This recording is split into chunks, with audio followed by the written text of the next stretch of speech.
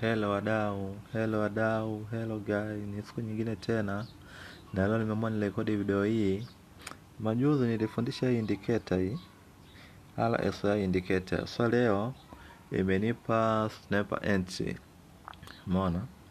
Leo hii indicator imenipa the sniper entry. Ukiangalia hii entry ambayo nimechukua hapa, ni entry ambayo ni sniper entry, umeona? Na ukiangalia kwenye indicator yangu hii, hata hapa hivi market ilikuja ikatoa confirmation hapa chini kwenye strong buy, umeona? Then nikachukua entry yangu na entry yangu ikabembea mpaka huku pote huku. Unapoona market ikapanda kwenye indicator ikapanda, na huku ikapanda mpaka huku. Umeshaelewa?